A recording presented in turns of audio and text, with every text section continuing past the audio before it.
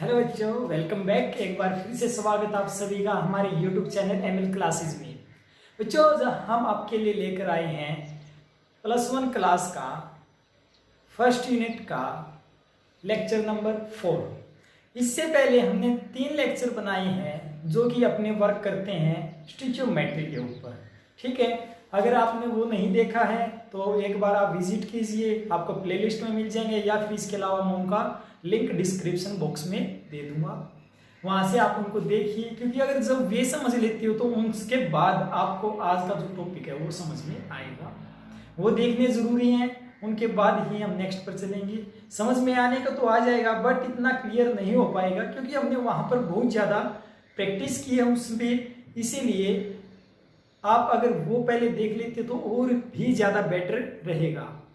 तो आज हम और बात कर लेते हैं पहले उसी यूनिट में some basic concept of chemistry.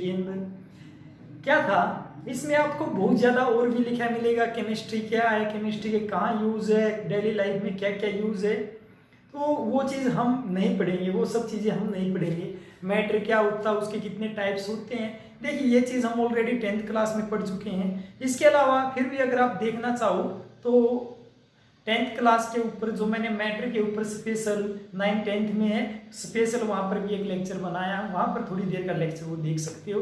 Otherwise simple C definition है, मैटर क्या, प्योर सब्सटेंस क्या, मिक्सचर क्या है, वो सब चीज़ें हैं। तो बेटा आप इसी चीज़ को आगे बढ़ाते हुए आज का टॉपिक की शुरुआत करते हैं। आज हम जो कि +1 में फर्स्ट यूनिट में ज़्यादा इम्पोर्टेंट है वो है आपके कुछ लॉ। कुछ एक लॉ हैं जो कि आपके वर्क करते हैं बहुत ही ज़्यादा। कौन से लॉ होंगे? बेसिकली हम 5 लॉ का डिस्कशन यहाँ पर देखेंगे, तो 1 बाय 1 हम डिस्कस कर लेते हैं, कौन कौन से लॉ के देखते हैं।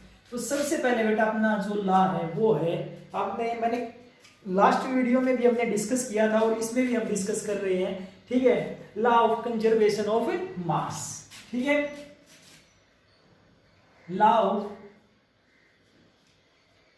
कंजर्वेशन ऑफ मास। ठीक है, लॉ ऑफ कंजर्वेशन ऑफ मास। देखिए बेटा जी क्या होता है, लॉ ऑफ कंजर्वेशन ऑफ मास अपने पास बताता है कि mass for a chemical reaction, for a chemical reaction, किसी केमिकल रिएक्शन के लिए मास नाइदर बी क्रिएटेड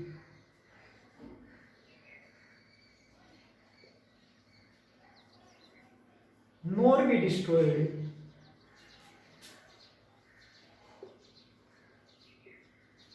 ना तो आप उसको क्रिएट कर सकते हो ना ही आप उसको डिस्ट्रॉयड कर सकते हो। हाँ, आप एक फॉर्म से दूसरी फॉर्म में उसको कन्वर्ट कर सकते हो, ठीक है, but you can change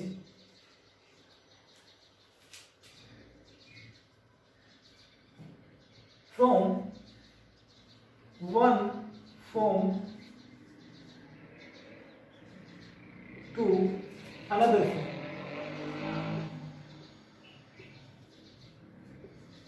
means क्या चीज होती है वो चीज देखेंगे हम। तो यहां पर बेटा क्या बात की, लॉ ऑफ कंजर्वेशन ऑफ मास कहता है ना तो आप किसी का मास को क्रिएट कर सकते हो, बना सकते हो, ना ही आप उसको डिस्ट्रॉय कर सकते हो। देखिए होता क्या है, सबसे पहले लॉ ऑफ कंजर्वेशन ऑफ मास के बारे में एक साइंटिस्ट थे जो कि फ्रांस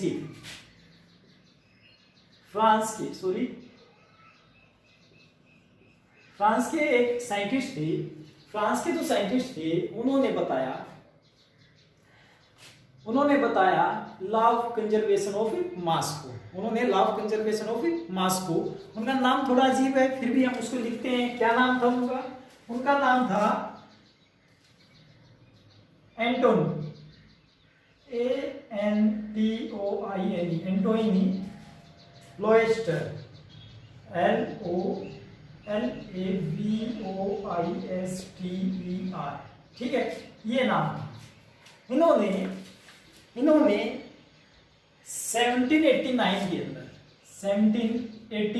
अंदर law of conservation of mass को बताया।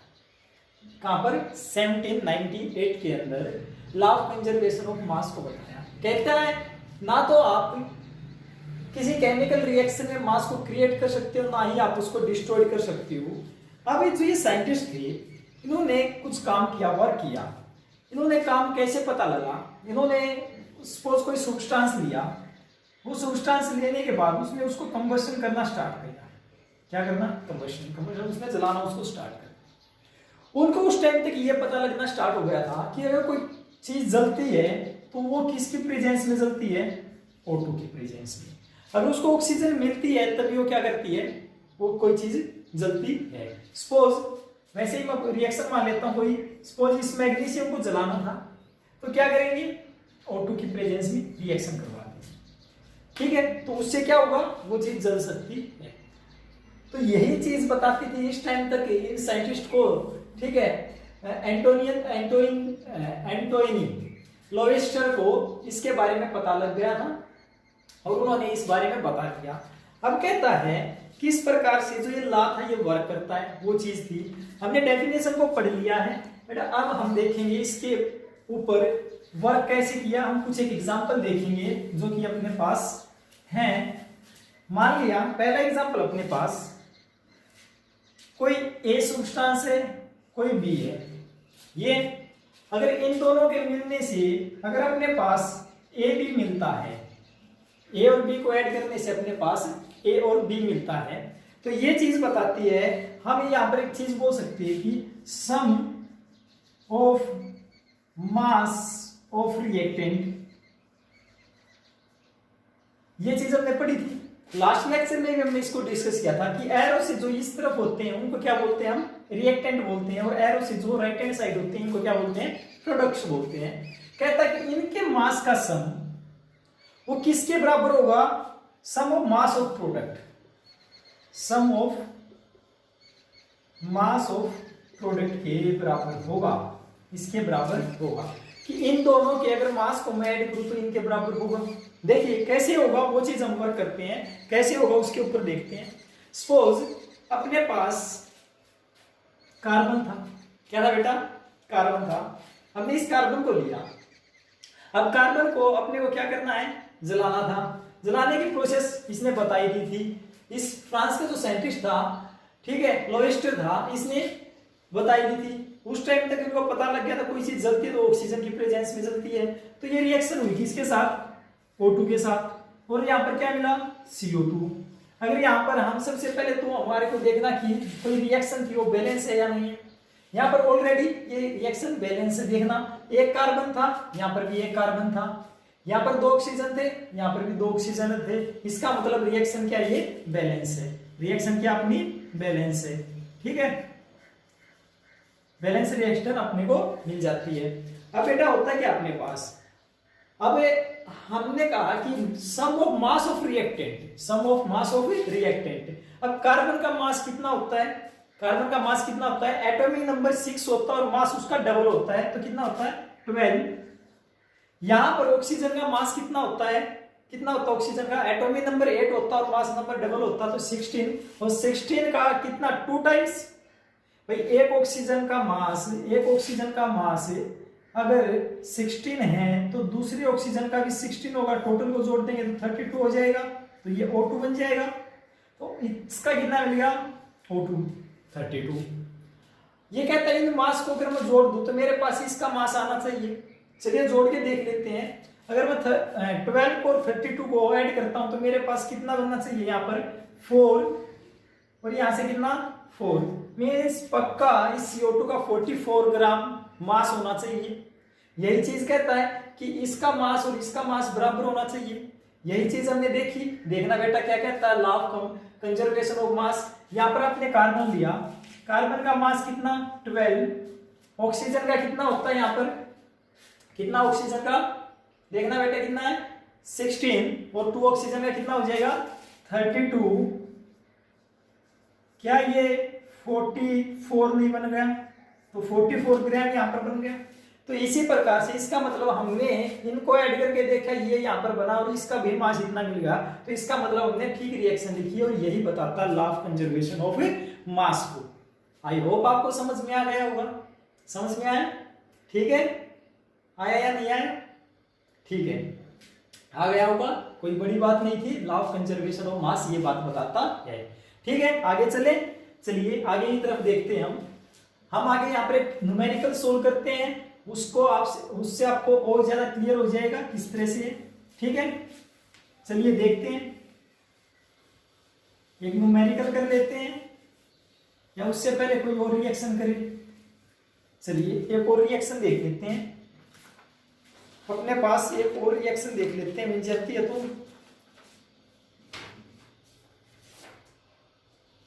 मान लिया ठीक है, ऐसी है, इसमें कोई ज्यादा बड़ी बात तो है नहीं।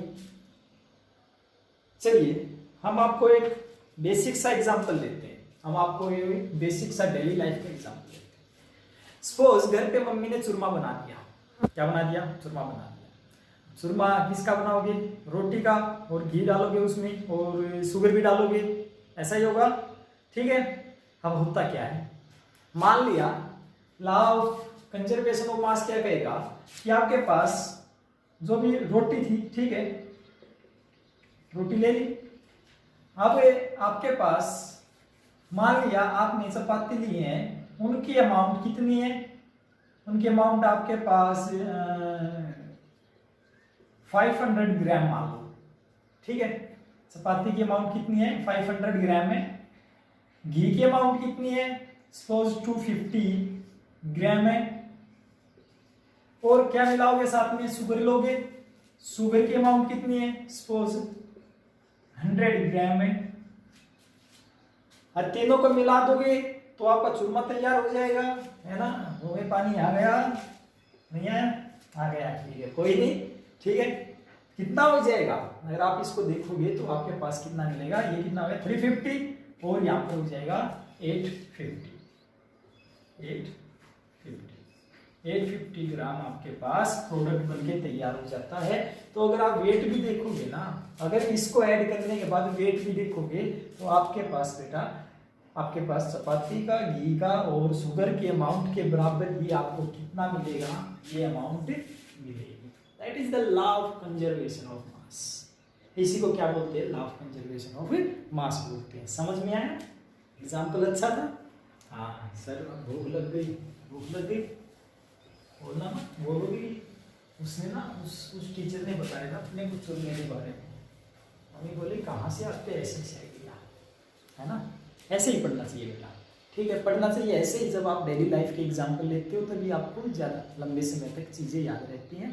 तो चूरमे को आप कभी भी बोलोगे ना, घर में मम्मी चूरमा बना रही है, आप बोलोगे आज तो law of conservation of mass apply हो चुका है ना? Law of conservation of mass apply हो चुका है। ठीक है, चलिए कोई नहीं, अगले क्वेश्चन की तरफ चलते हैं। क्वेश्चन अपने पास क्वेश्चन है 1.5 gram of ethane on complete combustion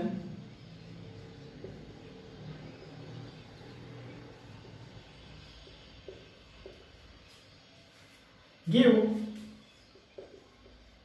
4.4 gram of CO2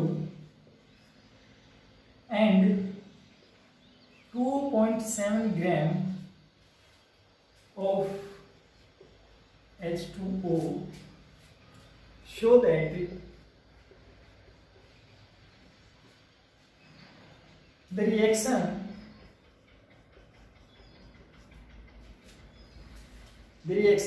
always law of conservation of mass।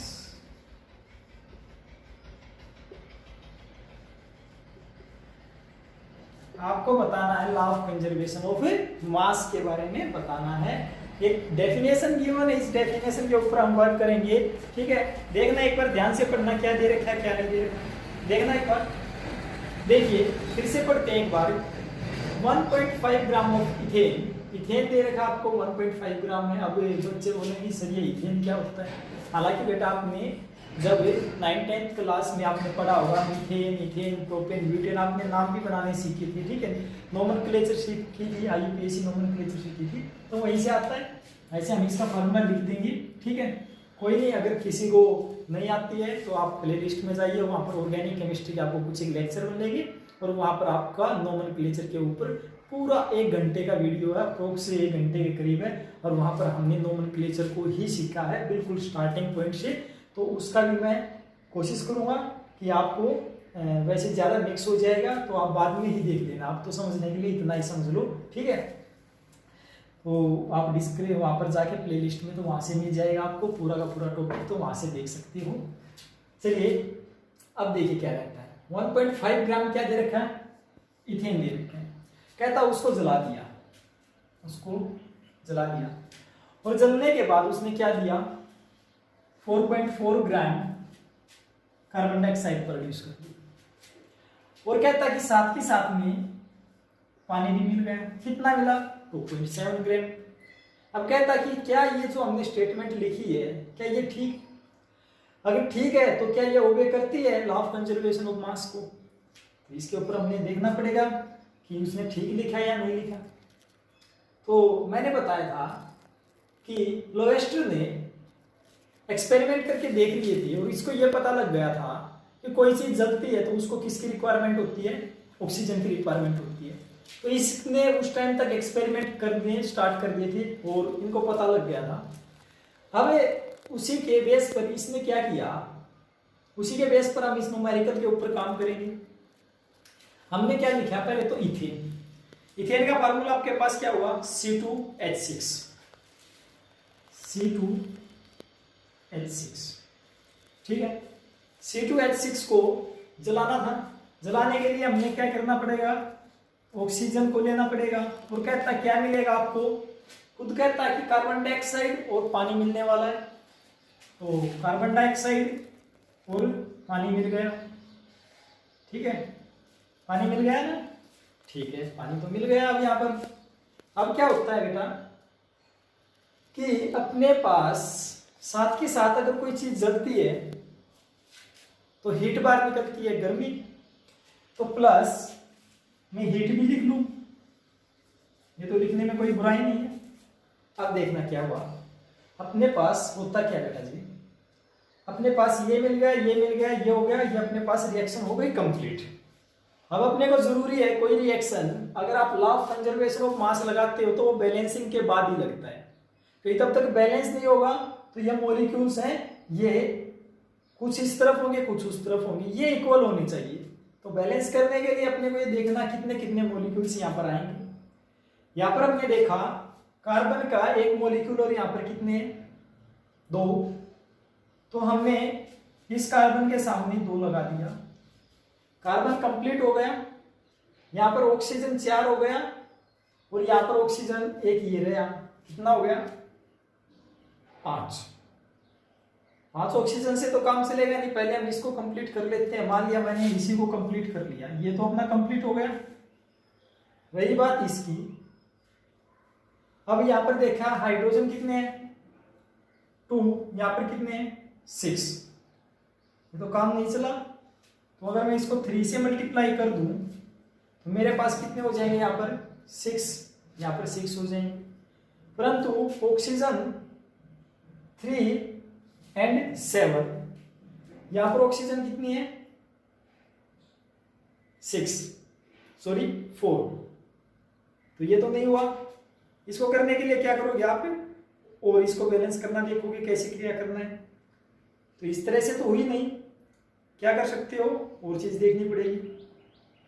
मान लिया मैं 7 चाहिए अपने को और ये भी कंप्लीट चाहिए,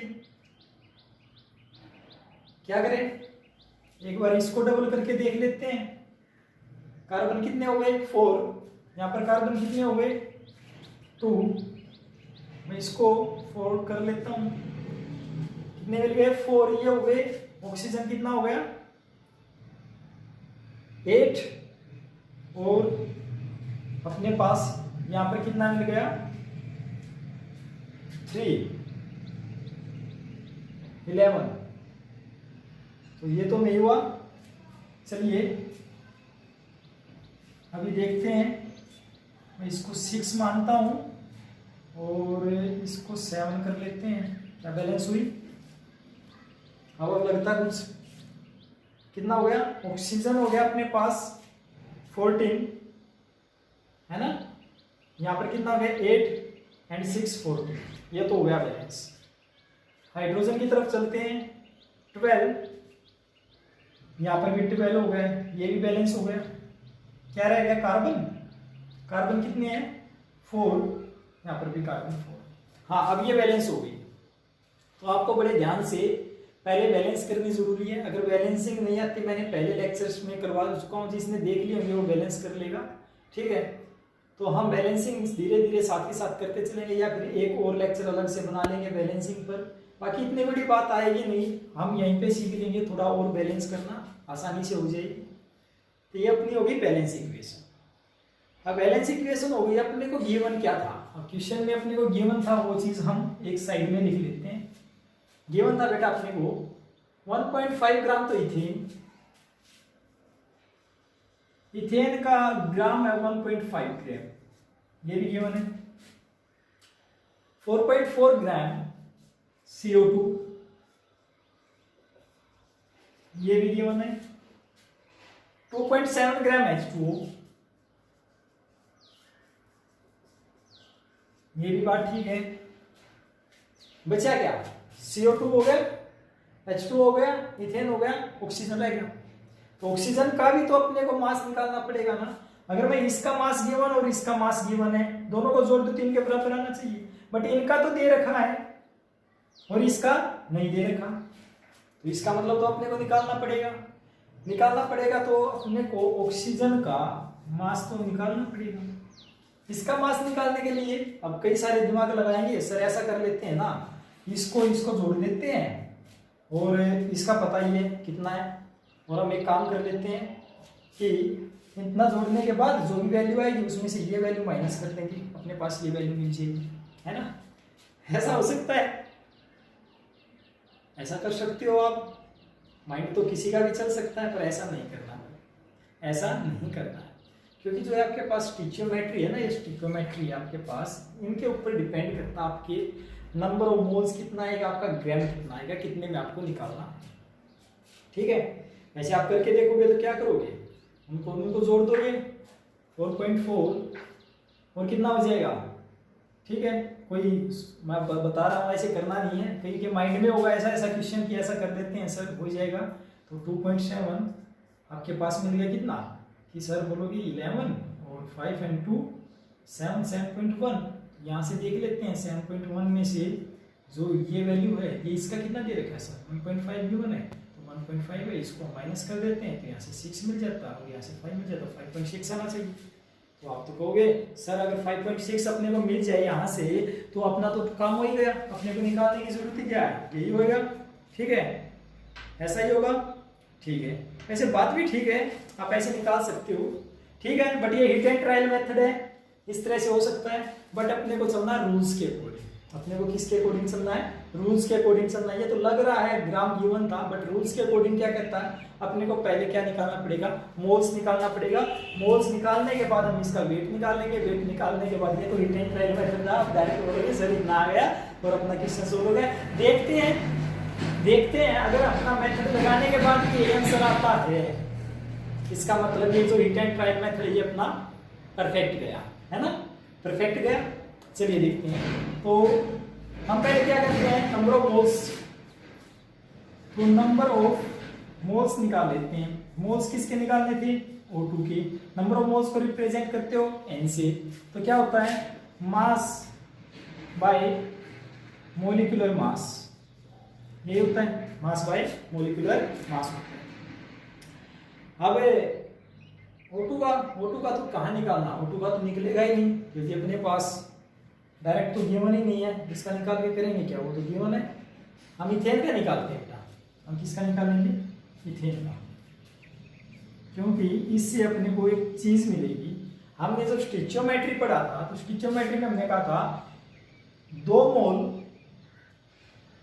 इस कंपोनेंट के हैं, उसके 7 मोल इसके साथ जुड़ने से इतने मोल्स ये चीज बनती है, इतने ये चीज बनती है। तो इसीलिए हम अब इससे निकलवा के इसका निकाल के हम इसके ऊपर अप्लाई करेंगे। देखिए अपने को माइंड का यूज करना, ज्यादा से ज्यादा जितना आप यूज करोगे उतना ज्यादा माइंड में घुसेगी कोई चीजें, तो हम उसी की तरफ काम करते हैं। तो इथेन का नंबर ऑफ मोल्स निकालेंगे। नंबर ऑफ मोल्स निकालने के लिए आपके पास क्या होना चाहिए, weight upon molecular weight. Weight कितना गिवन इथेन का 1.5 अपॉन मोलिकुलर वेट देखना निकाल सकते हैं, इसका कितना मिलेगा। कार्बन के लिए कितना मिलेगा 6 होता है और 2 कार्बन इसका 12 हो जाएगा, एक कार्बन का तो 2 का कितना हो जाएगा 12 24, और यहाँ से कितना मिलेगा आपको, एक हाइड्रोजन का 1 होता है 6 का कितना हो जाएगा 6 30 ग्राम। तो मोलिकुलर मास कितना मिल गया आपको 30 मिल गया। तो आप 30 को क्या करोगे यहाँ पर पुट कर दोगे, तो अपॉन 30 कितना मिलेगा बेटा, इसको पॉइंट को हटाऊंगा तो मैं 0, तो आपको अप्रोक्स से इसको डायरेक्ट भी कट करोगे तो 5 या 15 और 5 का 30 60 और 3 1/20 है ना, ये आएगा, इतना ही आएगा क्या, देखते हैं।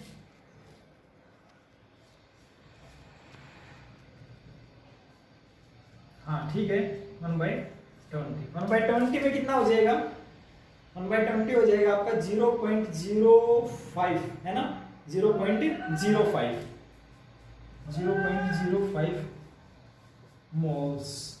ये मोल्स मिल गए आपको किसके, इथेन के मोल्स मिल जाते हैं आपके पास। अब इथेन के मोल्स मिल जाते हैं तो आप क्या करोगे, देखिए लंबा लेक्चर हो सकता है बट आपको समझना बेटा, धीरे धीरे जब समझते चलोगे पूरा लेक्चर देखोगे तभी आपको आगे चल के शॉर्टकट करने की आदत होगी, क्योंकि आपके साथ प्रॉब्लम हो सकती है। अगर आपने आप शॉर्टकट सीख लिए तो आप जब एग्जाम में बैठोगे, जब आप सीबीएसई का एग्जाम्पल देते, स्टेट बोर्ड का एग्जाम्पल देते, तो वहां पर रिटर्न वर्क करना पड़ता है।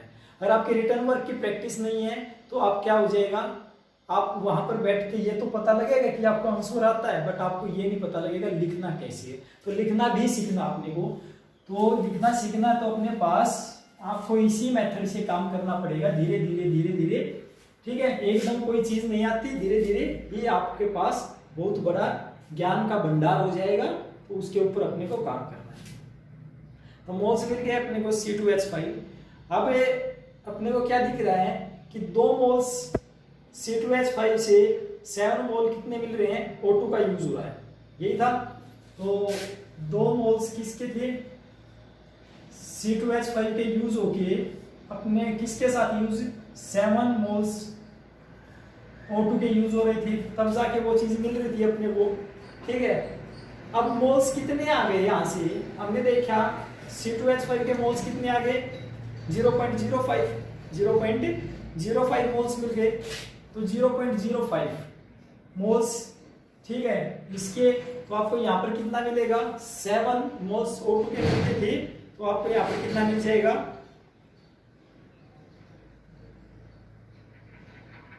कितना मिलेगा बेटा, 1 में कितना हो जाएगा 7/2 और 0.5 में कितना हो जाएगा 7/2 इंटू 0.05 मीन्स, अगर आप इसको सोल्व भी करो, अगर पॉइंट को भी हटाओगे तो आपके पास अपॉन 100 मिल गया, तो 35/200 यही होगा।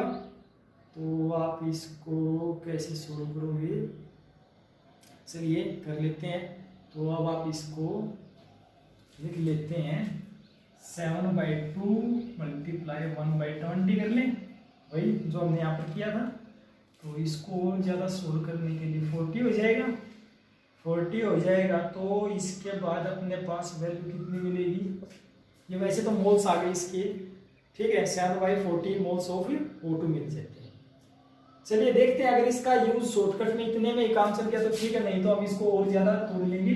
तो मोल्स ऑफ O2 मिल जाते हैं, यहीं पे छोड़ दीजिए इसको। ये बात समझ में आई यहाँ तक, कोई डाउट कर लोगे। तो ये था आपके पास यहाँ तक की स्टोरी, जिसके अंदर हमने देखा कोई बड़ा लंबा चौड़ा नहीं है बेटा। अगर आपको सीखनी है चीजें तो एक बार धीरे धीरे वो चीजें सीखनी पड़ेगी। तो अपने को 0.05 मिल जाते हैं। ठीक है, तो हम यहाँ पर इथेन के मॉलिक्यूल लिख लेते हैं कि इथेन अपने पास कितना मिला,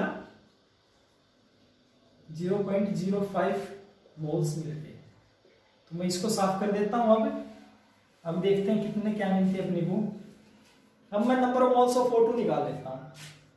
number of moles of O2 के मोल्स निकालने के लिए अपने पास क्या चाहिए, weight upon molecular weight, wait upon molecular wait. तो वेट तो अपने पास है नहीं, वेट तो अपने पास है नहीं, तो वेट तो अपने को निकालना पड़ेगा। मोलिकुलर वेट, इसको मास अपॉन मोलिकुलर मास भी बोलते हैं, वेट अपॉन मोलिकुलर वेट को ही। तो मोलिकुलर वेट तो हम निकाल सकते हैं O2 का।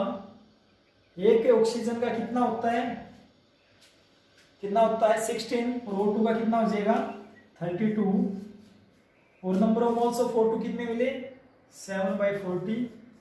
तो वेट अपॉन 32, तो यहाँ से बेटा अपने को कितना मिल जाएगा, वेट 7/40 इंटू 32, तो अपने को मिल जाएगा ये, तो कितने पे जाता है ये 8 के 32, 40, 7/5, तो 5 पॉइंट अप्रोक्स कितना मिल गया आपको 6, 5.6 है ना, अप्रोक्स ही मिला। देखना बेटा अपना इथेन ट्रायल मेथड ठीक था या नहीं था। 5.6 इट मीन्स अपना इथेन ट्रायल मेथड ठीक था। बट आपको ये आने चाहिए, नंबर ऑफ मोल्स निकालने आने चाहिए, उसी से आपको पता लगता है। ये चीज आपको करनी आनी चाहिए। भाई इथेन ट्रायल से निकाल लेते, आपके पास आंसर भी ठीक आ जाता। तो देखिए अब अपने पास तो कंप्लीट तो हो ही गया अपने पास। अब तो देखना बाकी अपने पास क्या कुछ ऐसा हुआ होगा। रिएक्शन थी अपने पास, उस रिएक्शन को एक बार लिख लेते हैं। क्या थी अपने पास थी, क्या रिएक्शन थी, C2H5 plus O2 CO2 plus H2O। इसका कितना था अपने पास, कितना वेट था 1.5, प्लस इसका कितना आया अपने पास 5.6, और इनका कितना है CO2 का अपने पास 4.4 और H2O का अपने पास 2.7।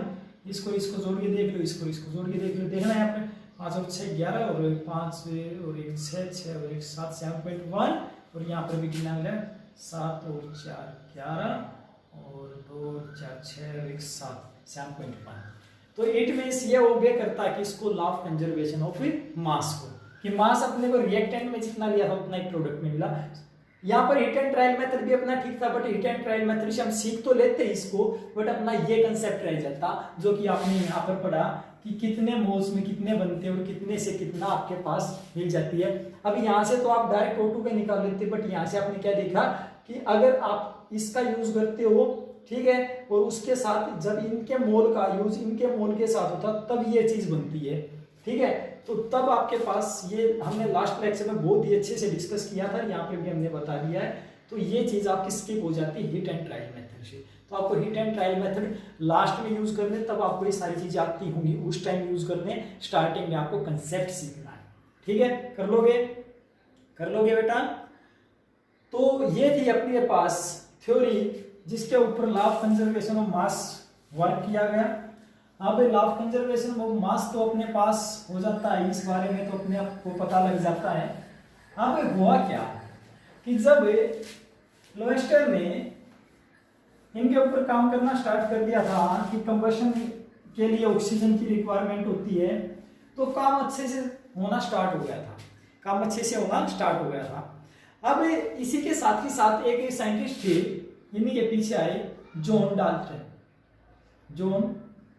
डाल्टन, जिसपे कि आपने पढ़ा भी हो कभी कि डाल्टन आपने थ्योरी पढ़ी थी, एटॉमिक थ्योरी। ठीक है, तो डाल्टन ने इसी के बेस पर काम करते हुए 1808 में एटॉमिक थ्योरी दे दी। 1808 में इसी के ऊपर जब लोएस्टर ने काम किया, उसने बता दिया कि कोई चीज कैसे कंबाइन होती, कौन सा मॉलिक्यूल बनता है। तो इसको थोड़ी हेल्प मिल गई, और इसने क्या किया, इसने एक एटॉमिक थ्योरी को दे दिया 1808 में, जिसके अंदर इसने क्या किया, जो कि बेस्ड थी आपकी लॉ ऑफ कंजर्वेशन ऑफ मास पर, ठीक है। जो आपकी एटॉमिक थ्योरी, इसने क्या किया है कि एटॉमिक थ्योरी को दिया, ठीक है। एटॉमिक जो थ्योरी थी वो किसके ऊपर बेस्ड थी? लॉ ऑफ कंजर्वेशन ऑफ मास के ऊपर बेस्ड थी, ठीक है। तो इसका तो काम आसान हो गया, तो डाल्टन का काम आसान हो जाता है और डाल्टन ने उस थ्योरी के बारे में बताया। अब होता क्या है कि अप्रोक्स ध्यान है मेरे को, हमने पढ़ा था 1869 के अंदर, 1869 के अंदर, 1869 के अंदर अब एलिमेंट थे वे लगभग आधे एलिमेंट, आज के टाइम तो 118 एलिमेंट है, तो अप्रोक्स हाफ एलिमेंट डिस्कवर्ड हो चुकी थी, ठीक है। मैं स्टोरी बता रहा हूं आपको क्या हुआ था इतिहास में, ठीक है। हाफ एलिमेंट डिस्कवर्ड हो चुके थे। अब हाफ एलिमेंट डिस्कवर्ड हो चुके थे तो अब ये एलिमेंट इतने सफिशिएंट थे कि डाल्टन ने ये चीजों के बारे में बताया और अपने पास एलिमेंट भी मिल गए, और ये एलिमेंट इतने सफिशिएंट थे कि इससे हेल्प मिल गई किसको? मेंडलीव को। किसको हेल्प मिल गई? मेंडलीव, ठीक है। मेंडलीव को इससे हेल्प मिल गई, और मेंडलीव ने क्या किया? मेंडलीव ने एक पीरियोडिक टेबल को उतार दिया, और जो कि पीरियोडिक टेबल 1869 के अंदर पीरियोडिक टेबल को 1869 के अंदर पीरियोडिक टेबल के बारे में किसने? मेंडलीव ने दे दिया, जो कि कहां से हेल्प मिली उसको मिली इस थ्योरी से, एटॉमिक थ्योरी से, जो कि बेस थी इसके law of chemical combination of mass के ऊपर डिपेंड थी। तो ये कुछ एक स्टोरी थी। पहले कौन से साइंटिस्ट आए? लवेस्टर थे। लवेस्टर के बाद किसने काम किया? जॉन डाल्टन को मिला। जॉन डाल्टन ने इसके ऊपर एटॉमिक थ्योरी दी। एटॉमिक थ्योरी देने के बाद उसी ने किसके बेस पर काम किया, ठीक है। उसने, हम आगे चल के एटॉमिक थ्योरी के बारे में डिस्कस करेंगे, बट अभी के लिए इतना ही हम, क्योंकि ये लास्ट पढ़ रहे। फिर उसने यहाँ पर ये काम किया, तो उस टाइम तक आधे एलिमेंट आ चुके थे, उसका काम हो गया आसान। यहाँ से काम आसान होने के बाद मेंडलीव को हेल्प मिल गई। मेंडलीव ने क्या किया? 1869 के अंदर एक पीरियोडिक टेबल को उतार दिया, ठीक है, जो कि बड़ी फेमस भी हुई। इसकी थ्योरी भी बड़ी फेमस हुई थी, ठीक है, एटॉमिक थ्योरी। और मेंडलीव की भी उस टाइम एक, वो कहते हैं ना कि बिल्कुल हाहाकार मच जाना, ठीक है, एक प्रकार से वही है।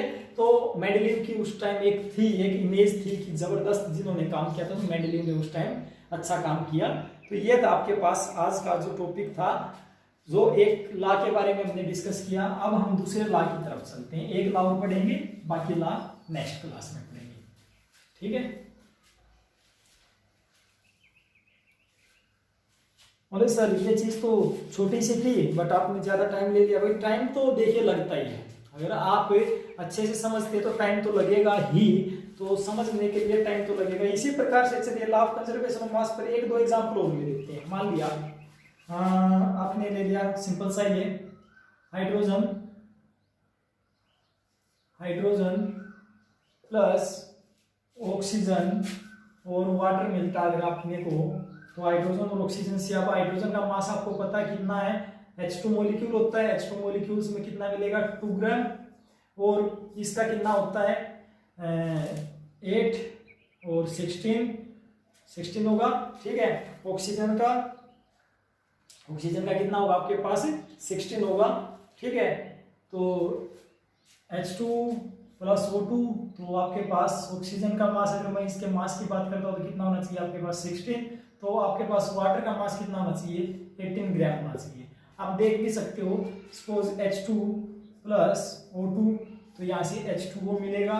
बट मैंने एक चीज बताई थी, अब आप बोलोगे सर आपने यहाँ पर तो एक हाइड्रोजन का एक ले लिया और ऑक्सीजन का इतना नहीं लिया, और हाइड्रोजन का एक और दो हाइड्रोजन का 2 ले लिया, बट ऑक्सीजन के केस में आपने एक ही किसका? ऑक्सीजन का मास लिया, ऐसा क्यों? बेटा मैंने बोला था कि law of conservation of mass apply होता है आफ्टर बैलेंसिंग द इक्वेशन। आप जब इसको बैलेंस करोगे तो आपको बैलेंस करके देखनी पड़ेगी इसका कितना है? H2, यहाँ पर भी H2 कंप्लीट है, यहाँ पर एक ऑक्सीजन था, यहाँ पर कितने तो 2 थे। अगर मैं इसको 1/2 कर दूं कि इसके मास का टोटल 2 के मास का आधा हो जाए, टोटल 2 का मास कितना? 32 का हाफ कितना? 16, तो 16 ही यहाँ पर अपने को लिखना है। तो 2 इसका और प्लस 16 अपने को 18 मिलेगा। आप देख भी सकते हैं यहाँ पर 2 हाइड्रोजन का कितना होता है? 2, और यहाँ पर ऑक्सीजन का कितना मिलेगा आपको? ठीक है, 16 कितना हो जाएगा? 18 ग्राम। तो this is the follow the law of conservation of मास। समझ में आ गया? चलिए दूसरे लॉ की तरफ चलते हैं। लंबा हो गया टॉपिक बेटा, इतना तो है, सीखना पड़ेगा, मजा लेके सीखिए, ठीक है, आराम से करना है। चलिए लॉ ऑफ डिफाइनाइट प्रोपोर्शंस की बात करता है। लॉ ऑफ डिफाइनाइट प्रोपोर्शंस, देखिए हमने पीछे की तरफ स्टोरी में पढ़ा, मेंडेलीव तक पहुंच गए थे हम, है ना। अब स्टोरी में कुछ ऐसा हुआ, इसका भी, ये भी एक फ्रांस के ही थे, साइंटिस्ट थे, ठीक है, नाम बड़ा अजीब सा है, फिर से लिख देते हैं हम इनका नाम, जोसेफ प्राउस्ट, ठीक है, ये उनका नाम था। इन्होंने 1799 के अंदर बता दिया था, ठीक है। हालांकि हम इसको बाद में पढ़ रहे हैं, पहले पढ़ना चाहिए था, तो डेट के अकॉर्डिंग पहले बोल रहा हूं, इसका कोई मतलब नहीं, उसको पहले पढ़ लिया, उसकी भी कोई दिक्कत नहीं है। तो ये क्या कहते हैं, इसके मैं एक बार डेफिनेशन लिख देता हूं। कहते हैं a pure chemical compound always contain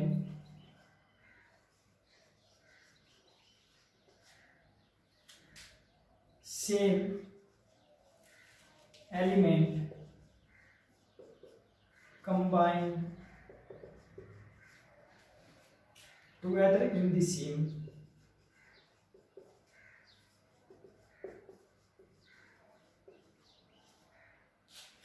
definite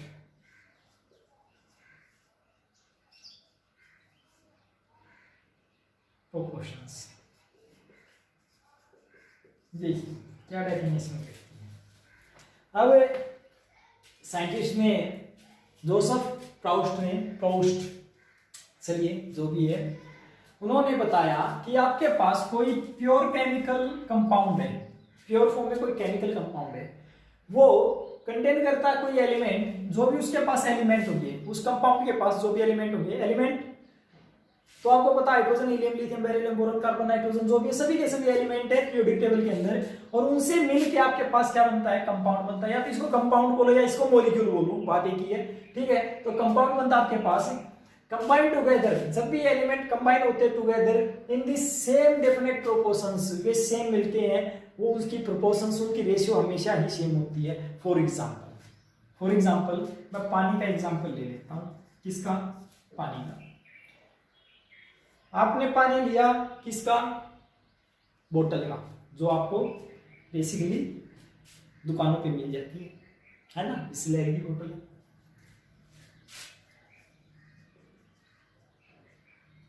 दूसरा, आपने पानी लिया पौंड का। तीसरा, आपने पानी लिया किसका? रिवर का। सर इतनी दूर कहाँ जाएंगे हम लेने के लिए? अरे सपोज करना है, जाना नहीं है कहीं के लिए। आपने पानी ले लिया किसका? एक और लिख लीजिए, रिवर का तो वहीं से आ जाएगा, पौंड का आ जाएगा, रेन वाटर लिख लीजिए, रेन वाटर। अब कहता है कि चाहे पानी आपकी बोतल का हो, चाहे पौंड का हो, चाहे रिवर का हो, चाहे आपका रेन वाटर हो, कहीं का भी पानी हो, कुछ भी हो, हमेशा जो पानी है ना, वो पानी एक फिक्स रेशियो में ही होगा, हमेशा ही फिक्स रेशियो में होगा। फिक्स रेशियो का मतलब क्या है, वो चीज हम देखेंगे। यहाँ पर अपने पास हाइड्रोजन और ऑक्सीजन है, hydrogen oxygen, hydrogen oxygen, hydrogen oxygen है, तो मैं लिख लेता हूँ hydrogen ratio oxygen, hydrogen ratio oxygen, hydrogen ratio oxygen और हाइड्रोजन रेशियो ऑक्सीजन। हमेशा ही आपको पानी कहीं का भी है, पानी कहीं का भी है, वो हमेशा आपको सेम एक कांस्टेंट, आपको एक डिफाइनाइट प्रोपोर्शंस में मिलेगा। यहाँ पर रेशियो कितनी है? 2:1, यहाँ पर 2:1, 2:1, 2:1। पानी हमेशा 2:1 में ही मिलेगा। समझ में आ गया? समझ में आ गया, ठीक है, कोई डाउट? अब अगर मैं H2O से आप इसको लेके देखता हूँ, किससे? H2O से। H2O था, यहाँ पर भी H2O था, वो कहेगा कि H2O कहीं का भी लो, H2O आप कहीं का भी लो, H2 का मास कितना? 2। रेशियो मास के बेस पर देखता हूं तो कितना मिलेगा आपको? मास के बेस पर ये था उसके नंबर के बेस पर, ये उसके मास के बेस पर, अगर मास के बेस पर देखता हूँ तो कितना 16, यहाँ पर भी 2:16, 2:16, 2:16, या फिर मैं इसको 1:8 बोलूँ, 1:8 बोलूँ, 1:8 बोलूँ, या फिर 1:8 बोलूँ, तो भी कोई फर्क नहीं पड़ने वाला। कहता है पानी कहीं का भी लीजिए, आपकी जो प्रोपोर्शंस होती है, जो रेशियो होती है, वो हमेशा क्या मिलेगी, डिफाइनाइट आपको प्रोपोर्शंस मिलेगी, कांस्टेंट मिलेगी, पानी कहीं का भी हो। तो this is the law of definite proportions, जिसके बारे में बताया कि कोई भी कंपाउंड है जिसके अंदर एलिमेंट होते हैं, वे एक साथ जुड़ते हैं, उसकी एक प्रोपोर्शंस होती है, वो डिफाइनाइट प्रोपोर्शंस होती है। आई होप आपको समझ में आ गया होगा। समझ में आ गया, नहीं आया? ठीक है, कर लोगे, कर लोगे, ठीक है। इसके बाद एक एग्जांपल और देख लेते हैं, एक बार उतार लीजिए इसको, ठीक है। तो एग्जांपल और देख लेते हैं, चलिए मिटा दें, चलिए मिटा देते हैं हम। अब इसके ऊपर एक एग्जांपल करके देखते हैं हम। एग्जांपल बेटा क्या था? एग्जांपल कुछ इस तरह का था, एग्जांपल कुछ इस तरह का था। कहता है एक एक्सपेरिमेंट फर्स्ट किया गया, जिस एक्सपेरिमेंट में कहता है कि 0.243 gram of Mg on burning with oxygen yield 0.403 gram of MgO। कहता है कि इतने ग्राम मैग्नीशियम को जब मैं ऑक्सीजन के साथ मिला के जला देता हूं, अरे मिलाने से वो जली जाती है, तो अपने को इतने ग्राम MgO मिल जाता है। ठीक है, दिख रहा है? दिख रहा है? हाँ दिख तो रहा है, बिल्कुल टॉप पे गया। चलिए ठीक है, दिख रहा है वहां पर, तो इतना मिल जाता आपको। दूसरा कहता, फिर दूसरा एक्सपेरिमेंट परफॉर्म करके देखा। उस एक्सपेरिमेंट में कहता है कि एक्सपेरिमेंट 2 में 0.182 ग्राम ऑफ Mg का यूज किया गया। ठीक है, बर्निंग विद ऑक्सीजन। ठीक है, बर्निंग विद ऑक्सीजन। और कितना था वो कहता कि जलाने के बाद आपको यील्ड कितनी मिलती है, 0.302 ग्राम MgO मिलता है। क्या ये बात ठीक है? क्या ये डिफाइनाइट प्रोपोर्शंस है? तो देखते हैं कि यहाँ पर पहले एक्सपेरिमेंट में जो MgO है, मैग्नीशियम और ऑक्सीजन, उनकी रेशियो, और दूसरे एक्सपेरिमेंट में मैग्नीशियम लिया और ऑक्सीजन लिया, क्या वे सेम है? क्या वे सेम है? कोई ये भी तो बोल सकता सर जो पहला मैग्नीशियम था ना वो खराब था, वो उसकी रेशियो अलग थी, दूसरा मैग्नीशियम लिया ना वो प्योर ले लिया, उसकी रेशियो अलग है। कैसा हो सकता है? उसी चीज को एक्सप्लेन करने के लिए कि ऐसा हो सकता या नहीं हो सकता, हमने एक एग्जांपल लेके देखा। और दोनों एग्जांपल में कहने का मतलब ये है, सपोज करो आप नमक ले आए शॉप से जाकर। अब आप नमक ले आए तो क्या किया आपने, एक आपने टाटा की थैली खरीद ली, दूसरा कौन सा होता है?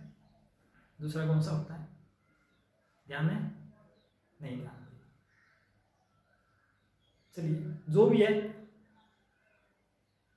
है ठीक है, आप मान लीजिए आपके माइंड में जो भी होगा, मेरा अभी ध्यान नहीं है। तो दूसरी थैली भी ले ली। अब कोई ये बोले नहीं सर उसके जो नमक है वो अलग अलग है, ऐसा नहीं होता।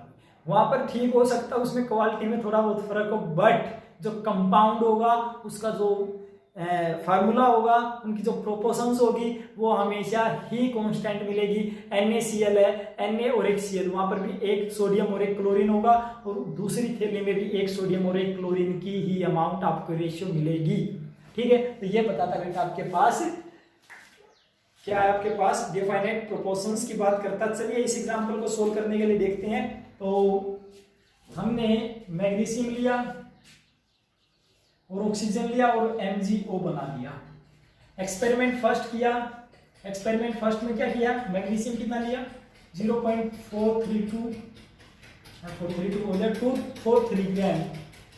ठीक है, ऑक्सीजन तो निकालना था, कितना लिया, और वो हमने कितना लिया अपना में 0.403 ग्राम लग जाता है। कहता दूसरा एक्सपेरिमेंट में परफॉर्म किया, वहां पर 0.182 ग्राम था, ये ले लिया था, ठीक है, ऑक्सीजन तो अपने को निकालना था और अपने पास कितनी यील्ड मिलेगी 302 ग्राम प्रोडक्ट। यील्ड का किसी को मतलब नहीं पता तो बेटा मैं बता देता हूँ, यील्ड होती है आपके पास जो लास्ट में प्रोडक्ट मिलेगा ना, उस प्रोडक्ट के बारे में बताता है कितना ग्राम मिला। फॉर एग्जाम्पल जब ये मैंने थोड़ी देर पहले आपको क्या बताया था, चूरमा बनाना सिखाया था, है ना सर, केमिस्ट्री पढ़ा रहे हो चूरमा बना रहे। चलिए, तो वहां पर हमने जब चूरमे को जब ग्राम में कन्वर्ट किया था, हमने बताया था इतने इतने ग्राम आपको चूरमा मिलेगा, तो वो उसकी यील्ड है, वो क्या उसकी यील्ड है, उसको यील्ड बोलते हैं। इसी प्रकार से जो प्रोडक्ट के अमाउंट आती है उसको उसकी यील्ड बोलते हैं। अब देखना बेटा, अब देखना यहाँ से क्या कर सकते हैं। अब एक्सपेरिमेंट फर्स्ट और सेकंड से एक चीज तो है अपने पास, जरा देखना, अगर मेरे पास MgO इतने ग्राम है और Mg इतना है, अगर मैं इसमें से इसको माइनस कर दूं तो मेरे पास ऑक्सीजन मिल जाएगा। ऑक्सीजन मिल जाएगा तो मैं माइनस करके देख देता हूं, 0.403 में से 0.243 अगर मैं माइनस कर देता हूं, मेरे पास कितना मिलेगा 0.61.0, तो 0.160 आपको मिल जाएगा, इतना ग्राम मिल जाएगा। तो ठीक है, ये इसका ग्राम मिल गया, तो आपको इस ग्राम को आप यहाँ पर लिख लेते हो 0.160 ग्राम। इसमें देख ले एक बार, इसमें भी देख लेते हैं, 0.302 में से 0.182 तो 0.1.0 कितना मिलेगा 0.120, ये मिलता है, ये अपने को मिल जाता है। कोई डाउट नहीं है।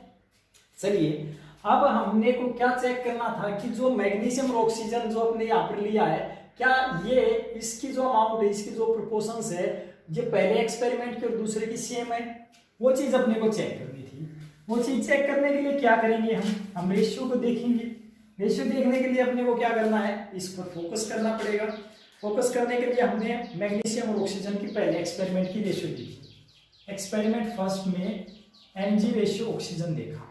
मैग्नीशियम कितना बेटा, मैग्नीशियम कितना है 0.243, रेशियो ऑक्सीजन कितना है 0.160, और मैं इसको 0.243 अपॉन 0.160 लिखूँ भी, तो मेरे पास करीबन जब आप इसको सोल्व करोगे तो बेटा आपको करीबन मिल जाएगा, ये 1.51 के अप्रोक्स मिल जाएगा। ठीक है, 1.51 के अप्रोक्स मिल जाएगा। तो पहले की रेशियो ये आ गई, इसकी। दूसरे में देखा आपने एक्सपेरिमेंट 2 में कि कितना है आपके पास बेटा 0.182 रेशियो 0.120, और यहाँ पर भी आपने 0.182 अपॉन में 0.120 ये करके देखा, तो आपको अप्रोक्स 1.51 ही आपको वैल्यू मिलेगी। इससे क्या चीज साबित होती है कि चाहे आप मैग्नीशियम पहले एक्सपेरिमेंट का, मैग्नीशियम ऑक्सीजन पहले एक्सपेरिमेंट का था, चाहे मैग्नीशियम ऑक्सीजन दूसरे एक्सपेरिमेंट का था, दोनों में जो रेशियो है, जो आपकी प्रोपोर्शंस है, वो सेम है। इस एक्सपेरिमेंट से अपने को ये बात पता लगती है ना। तो ये एक्सपेरिमेंट था अपने पास, जो कि लॉ ऑफ केमिकल आपके पास डिफाइनेट प्रोपोर्शंस के बारे में बताता है, इस तरह से होता है। अब देखिए, इसी में छोटा सा 2 मिनट का टॉपिक और बचता है कि ये बात तो सच्चाई थी, ऐसा होगा, बट क्या ये लॉ चला, कितने दिन चला, क्यों चला, कहां तक जुड़ा, बोलता रहा, भागता रहा, पता नहीं कहां भाग गया। भागते भागते इसकी कुछ लिमिटेशंस आ गई। लिमिटेशंस कुछ आई बेटा, क्या लिमिटेशन आई, लिमिटेशन का मतलब होता कुछ खामियां आ गई, खामियों का मतलब होता कुछ ना कुछ दिक्कत आ गई। दिक्कत क्या है इसमें, ठीक है, दिक्कत आ गई। दिक्कत ये आई पहली कि जो ये लॉ था, अब ये बोलते कि कहीं का भी कार्बन हो उसी के ऊपर अप्लाई हो जाएगा, कहीं का भी पानी हो उसी के ऊपर अप्लाई हो जाएगा। पर क्या ये ऐसा सच था, ऐसा सच था? तो पहले लिमिटेशन उसी चीज को चैलेंज करते हुए आई, जिसका कि पहला था, it is not applicable on isotope. ये आइसोटोप्स पर एप्लीकेबल नहीं था बेटा। कैसे? मान लिया, देखो कार्बन के आइसोटोप्स क्या होते हैं? आइसोटोप्स होते हैं atomic number same but mass number different. ठीक है, अब देखिए कार्बन 6 12 भी होता है, कार्बन 6 13 भी होता है और कार्बन 6 14 भी होता है। कहते हैं इनके ऊपर अप्लाई नहीं होती ये चीजें। क्यों नहीं होती? मान लिया एक CO2 था और ये दूसरा CO2 था, इसका मास 12 वाला ले लेते हैं, इसका मास 14 वाला ले लेते हैं। अब इनकी रेशियो निकाली तो रेशियो में क्या क्या मिला आपको? 12:32, इसका एक का मास कितना 16, दो का कितना 32, यहाँ पर 14:32। अब बात तो ये हुई थी कि कार्बन कहीं का भी हो, कोई भी हो, वो फिक्स रेशियो में मिलेगा, परंतु यहाँ पर तो लो फेल हो गए। पहली लिमिटेशन क्या हुई कि आइसोटोप्स के ऊपर अप्लाई नहीं होता। ठीक है, दूसरी लिमिटेशन थी कि कहां पर अप्लाई नहीं होता, वो चीज देखते हैं। दूसरी लिमिटेशन कहती है कि आपके पास कंपाउंड सेम है, मतलब कि आपके पास एलिमेंट सेम है बट कंपाउंड आपके पास अलग मिल जाता है। एलिमेंट जैसे CO2 कार्बन और ऑक्सीजन से यही मिला, CO2 कार्बन ऑक्सीजन से यही मिला। वो कहता कि अमाउंट भी सेम है, नंबर भी सेम है, सारी चीजें सेम है, इसके बावजूद भी कंपाउंड अलग मिल जाता है। कंपाउंड अलग मिल जाता तो अलग प्रॉपर्टी होगी उसकी। तो कहता है the element may combine in the same ratio but the compound formed may be different।